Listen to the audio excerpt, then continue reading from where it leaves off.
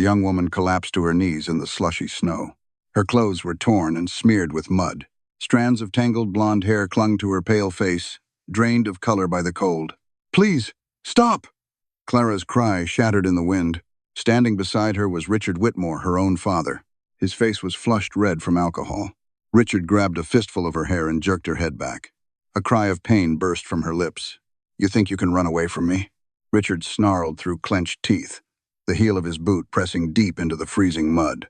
Around them, the townspeople stood clustered together. They whispered in the cold air, their eyes fixed on the raging Richard, but not one of them dared step in. Richard tightened his grip even more. Just then, a low voice echoed from the road behind them, calm, but hard as cold steel. "Let her go." Richard snapped his head around. The crowd quickly parted, making way for a figure approaching. A man on horseback stopped a few steps away. Snow dusted his cowboy coat. The wide brim of his hat shadowed half of his rugged face. His eyes were sharp as blades. Ethan Cole, the solitary man who lived in the northern hills. Ethan swung down from his horse and walked toward them, each step slow but certain. His gaze settled on the hand gripping Clara's hair. Then he repeated, his voice lower now, but far more dangerous. "I said, let her go." Richard narrowed his eyes at the stranger. Clara slowly lifted her head. Her eyes trembled with shock, because for the first time in many years of living in hell, someone had dared to stand between her and her father. Clara's journey with Ethan was only just beginning. "Thank you for being here tonight. I would love to know how far this story has traveled, so please leave a comment and tell me where you are watching from. And if you would like to continue the journey, subscribe to the channel so you do not miss the next part." Richard let out a scornful laugh. "This girl is my daughter." He yanked Clara upright, forcing a quiet groan of pain from her lips. "Family business. Keep riding down your road, cowboy." Clara tried to steady herself, but her legs trembled beneath her. She looked at Ethan, fear filling her eyes. But there was also the faintest spark of hope. Ethan took another step forward. "No one has the right to treat her like that." His voice remained calm, and that calmness only irritated Richard more. He released Clara's hair and slowly pulled a dagger from his belt. The blade flashed beneath the pale light of the winter sky. "You are asking for trouble," Richard growled. Clara stepped back a few paces, her heart pounding. Ethan did not move. He did not draw his gun. He did not step back. Then Richard lunged. With a roar, he swung the knife straight toward Ethan. But Ethan reacted first. He shifted his body to the side, the blade slicing past his chest by barely an inch. Ethan's fist crashed straight into Richard's jaw. A sharp crack echoed through the cold air. Murmurs of shock spread through the crowd. Richard collapsed into the mud. Clara froze. Richard cursed and struggled to get back up. But when he lifted his head, Ethan's revolver was already aimed directly at his chest. Ethan's eyes were ice cold. "That is enough." Richard looked at the gun, then at the cowboy's face. He understood immediately. This man would not hesitate. Richard stepped back a few paces, hatred burning in his eyes. "You will pay for this." He turned, hurried down the road, and soon disappeared behind the distant mounds of earth. The townspeople stood silently, watching Richard's figure fade away. Then they slowly began to disperse. The road grew quiet again. Only the wind remained. Clara stood there trembling, her arms wrapped tightly around herself. Ethan slowly lowered his gun. He walked toward her, but kept enough distance so he would not frighten her. Clara was still breathing hard, as if she could not quite believe what had just happened. Ethan watched her for a moment. Then he spoke softly, his voice low and steady. "He will not be coming back anytime soon." Clara looked at him. Her eyes were filled with exhaustion, but there was relief there too. And for the first time in many years of living in fear, Clara Whitmore began to feel that perhaps she had truly escaped from hell. Ethan Cole's horse walked slowly along the dirt road leading up the hillside. Clara sat in front of the saddle, both hands gripping the edge of it, as if letting go would cause the whole world to collapse. Her body still trembled slightly, not only from the chill of the afternoon, but also from everything that had just happened. Behind her, Ethan held the reins in silence. He did not speak, and he did not touch her again. The road curved around the hillside for a few more minutes, before a small wooden cabin appeared among the scattered pine trees. There was no large fence, no other people, just an old cabin standing quietly in the lonely hills. Ethan dismounted first. He helped Clara down, but his hand only touched her elbow lightly, just enough to keep her from falling. The moment her feet touched the ground, Clara immediately stepped back. Her eyes were full of caution. Ethan noticed. He did not step closer. He simply opened the cabin door. The wooden door creaked softly as it swung open. Inside, the place was so simple it was almost empty. An old wooden bed, a rough table, an iron stove in the corner of the room. Ethan stepped inside first. He knelt beside the stove and began to start a fire. He did not ask Clara anything. He did not ask her to come in. He simply did his work. After a few minutes, the fire began to burn. Warm golden light spread through the small cabin. Ethan stood up and picked up a water skin from the table. He placed it on the edge of the table near the door. "You can drink if you want," he said. His voice was calm, not a command, just an offer. Clara still stood in the doorway. She looked around the room. Then she looked at the man, standing with his back turned toward her. He was not watching her, not studying her every movement the way her father always had. Ethan took a thick blanket from the corner of the room and placed it over the wooden chair near the stove. "It is warmer here," he said it simply. Then he turned back to the stove and added more wood. Clara stood still for a few more seconds. Finally, she stepped into the cabin. Slowly, as if one wrong step might turn everything back into a nightmare, she sat down in the chair near the stove. Warmth from the fire spread into her frozen hands. The blanket still rested on the back of the chair. Ethan kept his back to her, quietly watching the flames. He did not ask her name. He did not ask what had happened. He did not ask anything at all. And it was that silence that made Clara begin to realize something she had never imagined before. This man was nothing like her father. Outside, the night wind drifted through the pine trees on the hillside, carrying the cold breath of the mountains. But inside Ethan Cole's small wooden cabin, warmth slowly began to spread into every corner of the room. Clara sat close to the stove, a thick blanket wrapped around her shoulders. Her hands still trembled slightly as she held them near the flames to warm them. Ethan sat in the chair across from her, leaning back against the wooden wall. He did not look at her for long, only glancing over now and then to make sure she was all right. For a long time, neither of them spoke. Only the soft crackling of burning wood filled the cabin. Finally, Clara spoke first. Her voice was hoarse and quiet. "I tried to run away, many times." Ethan lifted his head and looked at her. Clara kept her eyes on the fire. The light reflected in her tired eyes. "The first time I ran away, I was 12 years old." She let out a faint, bitter laugh, but there was no happiness in it. "I thought if I ran far enough, he would not find me." Clara clenched her hands together, but he did. She slowly pulled up the sleeve on her arm. A long scar stretched across her wrist, old but still clearly visible. "After that, I stopped running." The room fell silent again.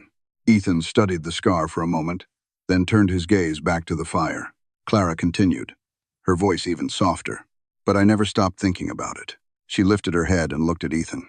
"Until today." Ethan did not answer immediately. He leaned forward and used the iron poker to shift the burning logs in the stove. The fire flared brighter. After a moment, he spoke. "I used to have a family, too." Clara looked slightly surprised. That was the longest sentence he had spoken since she met him. Ethan stared into the fire. "My wife liked living in these hills." His voice was low and slow. "We had a son." Clara listened quietly. Ethan paused for a few seconds, as if deciding whether he should continue. Then he went on. 3 years ago, there was a big snowstorm." His hand tightened slightly. "I rode down to town to buy supplies." His voice remained calm, but a heavy weight hid beneath it.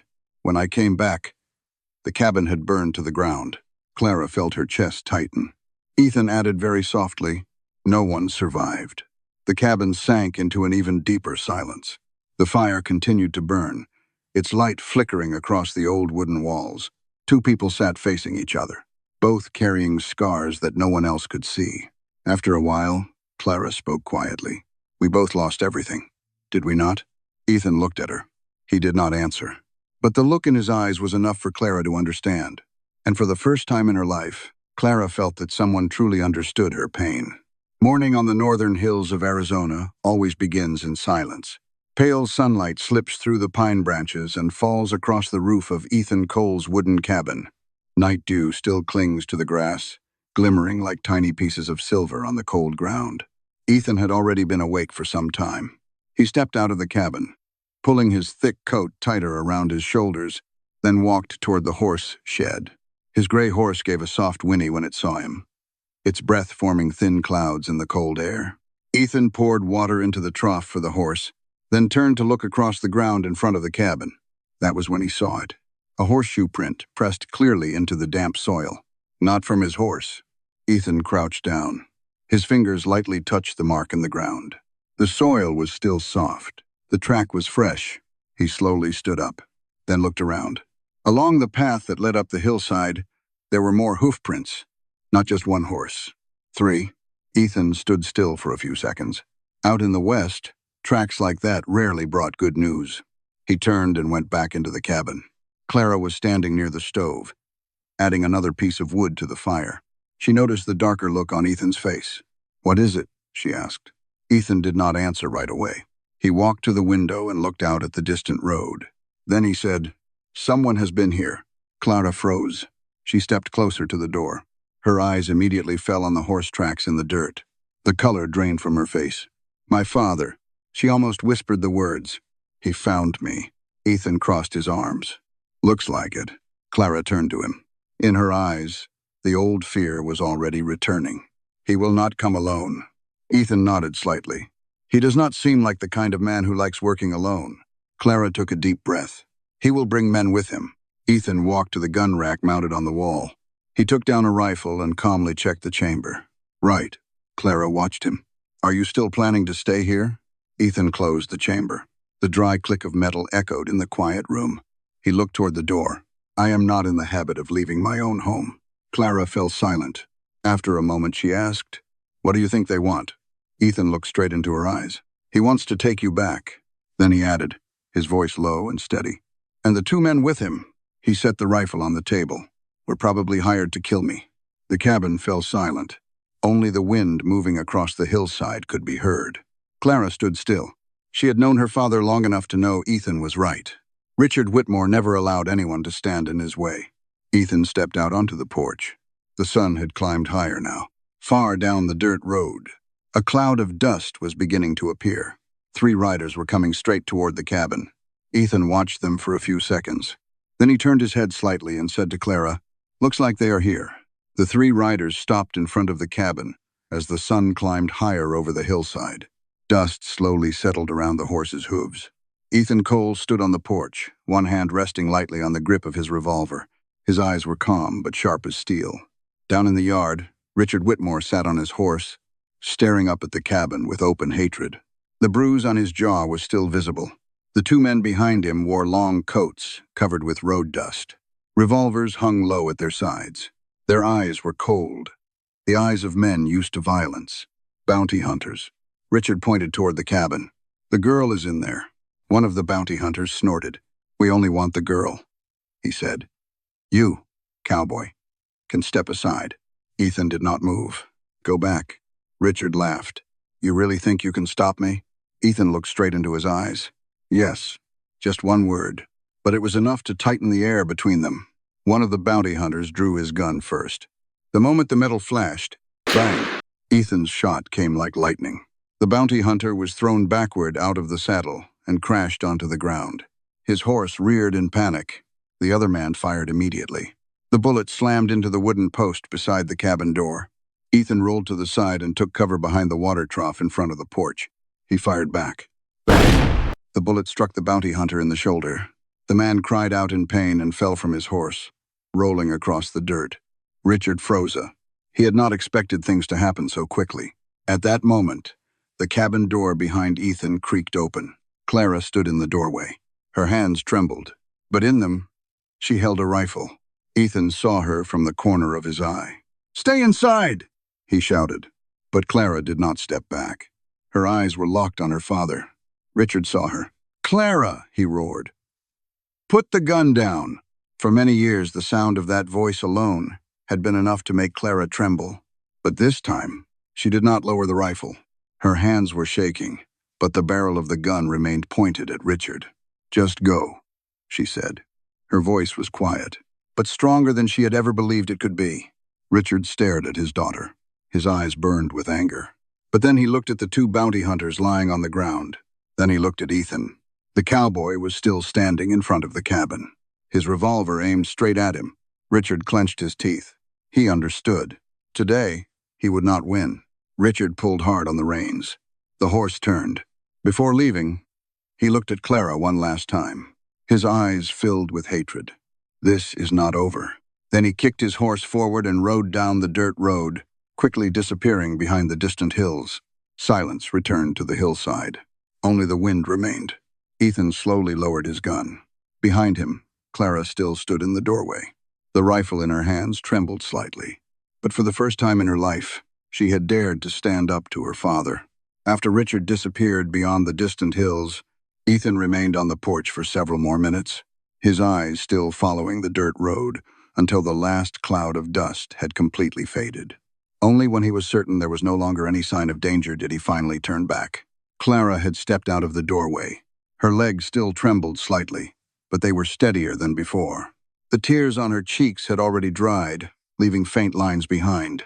She looked at Ethan and said nothing, only giving a small nod. A quiet gesture of gratitude. Ethan nodded back, then slowly walked down into the yard. He dragged the two wounded bounty hunters away from the entrance to the cabin. One of them groaned weakly with a bullet wound in his shoulder, while the other remained unconscious. Ethan took all their guns, tied their hands tightly with an old rope, and then released their horses, sending them running freely down into the valley. They would not be coming back for several days.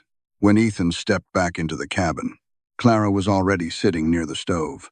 She hugged her knees, her eyes still carrying a trace of confusion. But the desperate fear that had filled them before was gone. Ethan did not ask any questions. He simply rebuilt the fading fire and placed a kettle of water on the stove. In the days that followed, life around the cabin slowly began to settle into a quiet rhythm again. Ethan still woke early, just as he always had. He carried water to his gray horse, checked the fence around the stable, and repaired a few wooden boards loosened by the wind. Clara began to help him. At first, it was only with small tasks. She cooked hot soup on the stove, the smell of onions and dried beef filling the wooden cabin. She wiped down the table, stacked the old tin bowls neatly, and mended the worn curtain hanging by the window. One morning, Ethan stepped outside toward the stable and saw Clara standing beside the gray horse. She gently brushed the dust from its coat, her movements slow and careful. The horse gave a soft whinny, as if it had already grown used to her presence. Ethan leaned against the post of the stable and watched for a moment. Clara turned around, looking slightly embarrassed. One evening, the sun slowly sank behind the western hills. The glow of sunset painted the wide land around Ethan Cole's cabin in deep gold. Pine trees swayed gently in the soft wind, their long shadows stretching across the dry ground. The quiet was so complete that even the faint sound of insects moving through the grass could be heard. Clara stood on the porch of the cabin. She leaned lightly against the wooden railing, looking down toward the valley below. The wild land stretched all the way to the horizon, where the last light of the day was slowly fading. Behind her, Ethan stepped out of the horse stable. He wiped his hands on an old cloth and then walked slowly toward the porch. The two of them stood side by side. For several minutes, neither of them spoke. They both looked toward the changing colors of the sky. At last, Clara spoke. "Ethan." He turned his head toward her. "Yes?" Clara hesitated for a moment, as if the question had been waiting inside her for many days. "That day, on the road," she looked directly at him. "Why did you save me?" The evening wind moved softly through the air, carrying the scent of dry grass and warm earth. Ethan did not answer immediately. He looked out toward the distance, where the sun was slowly disappearing behind the hills. After a while, he spoke. His voice was low and simple. "Because no one should have to live in hell." Clara stood still. The answer was not long, but it made her throat tighten. She turned and looked at Ethan. His eyes were still fixed on the distant horizon, as if what he had said was nothing more than a simple truth, not an act of heroism, just the right thing to do. Clara stepped a little closer. She reached out her hand, then gently took Ethan's hand in hers. His hand was rough, hardened from many years of working beneath the sun and wind of the West. But it was steady and warm. Ethan was slightly surprised, but he did not pull his hand away. They stood together as the sunset slowly faded. Before them stretched a vast land, wild and unpredictable. Perhaps Richard would return one day. Perhaps life in these hills would still bring many hardships. But at this moment, they both understood one thing. They no longer had to face that world alone. Two people once broken by the losses of life. One who had spent years running from fear. One who had lived in solitude after deep sorrow. Now they stood together in the vast frontier of the West. No promises were needed. No vows had to be spoken. Only the presence of each other. And sometimes, that alone, is enough to turn a small cabin on a lonely hillside into a true home. My friend, the frontier has always been a harsh place. The wind there does not only sweep across rocks and dust, it also passes through the lives of the people who live there, carrying away weakness and leaving behind scars that are hard to erase. Ethan Cole once believed his life would drift quietly by, like the winds moving across the hillside. And Clara once believed that the world held nothing but the darkness of violence. But sometimes, a life can change because of one very small moment. One person who chooses to stop on the road. One simple sentence, let her go. Not because he was a hero, but because he chose not to turn away. Their story is not really about gunfire or danger. It is about quiet courage. Sometimes saving someone does not require extraordinary strength. It only requires a hand offered at the right moment. In the wild landscape of life, what we truly need is not power. What we need is the knowledge that someone, somewhere, is willing to stand beside us. And sometimes, a single act of kindness like that is enough to turn an empty wilderness into a place that finally feels like home. The story contains many fictional elements, constructed with the aid of artificial intelligence.